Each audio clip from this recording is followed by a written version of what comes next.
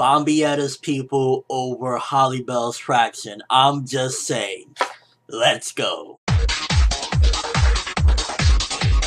So we get a little bit more familiar with Bombietta's people within this chapter, and for the most part they're all sadistic and nuts. They're just crazy.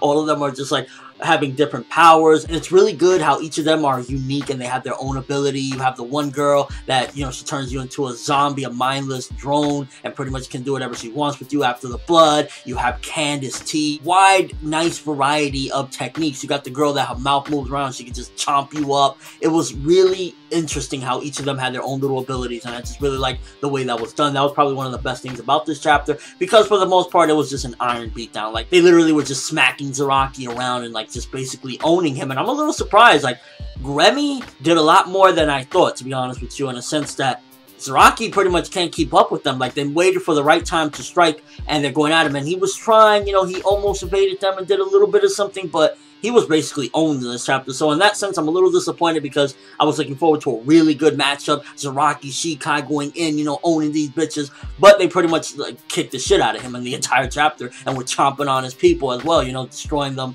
you know, his fodder. So a lot of fodder in this chapter bit the big one, literally and figuratively. One thing I want to know real quick about the character designs, definitely Kubo likes to reuse some designs. Like, one of those Stern Ritter look identical to Orihime. It's like if Orihime put on one of those Quincy hats or something like that. And to be honest, a very quick chapter. For the most part, it was Zaraki getting owned and getting introduced to these new villains and their powers and what they can do. And while they were interesting and unique, for the most part, it was just an ass whipping on Zaraki's part. And again, I was disappointed in that aspect, but I guess that proves that they're somewhat of a formidable, incredible threat. Now, the ending, somebody showed up at the last second to save Zaraki before he dies. Pretty much, you know, he was getting ready to die, and it's like a symbol in the sky. And to be honest with you, the only thing that I can think of that symbol kind of looks like, that comes to my mind, is Ichigo's substitute Shinigami badge that kind of looked like that. So maybe it's Ichigo. If it is, it's about time. It seems a little bit weird. I think Kubo wanted to switch things up a little bit instead of it having the typical, okay, Ichigo should show up immediately and fight Juha Bak. This character matches up perfectly. He's been trying to like mix and match different things so that way it seems a little fresh. So Ichigo showing up, while it seems a little weird in a sense, because it's like,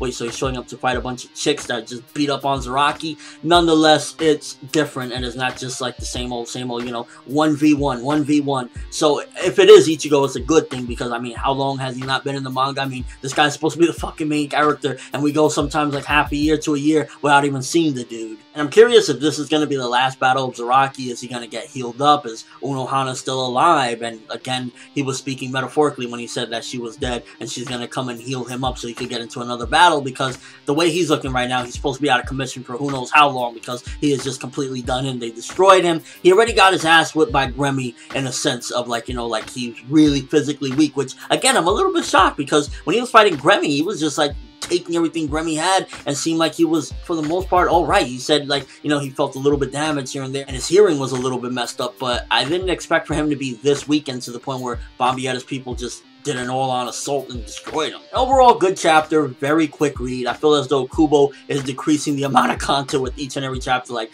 we don't need giant pages to see Zaraki flying across the screen. So, in that sense, it was like, not all that much happened. It was an ass whipping and someone shows up at the end. It was mainly just, this chapter, the thing that it provided the most was giving us an insight into some of these Stern Ritter, which is cool, but overall, it didn't really progress too much in that sense. But I guess it progressed the fight because it was just a one-hit KO type of thing. Like, they just were annihilating him left and right, which again, I'm kind of mixed with. Like, on one hand, it's like, oh shit, you know, they're a formidable threat. On the other hand, it's like, so Zaraki was that weakened from Gremmy, and also, like, despite that could have been amazing, you know, Zaraki going up against a bunch of nuts, turned into just one chapter of him getting his ass whipped. And with all that being said, I'll give this chapter a 7 out of 10. Very light on content. It was just mainly an ass whipping beatdown, but at the very least it progressed things along, and I'm really hoping that that is Ichigo there, because it's been way too long, bro. Show up and whip some Stern Ritter ass. Let me know what you guys think. First of all, do you think that that was too lackluster, Zaraki getting his ass kicked, or were you surprised to see that Gremmy did that much damage to the point where Bombietta's people can just do him in like that? And just overall thoughts of the chapter, are you kind of like getting used to it at this point where each chapter you could literally read it within like a 2-minute, 1.5 minute time span? That's all I have for this review. Thanks for watching. Hope you enjoyed. If you liked anything I had to say or you enjoyed the video, drop me a like. I'd greatly appreciate it.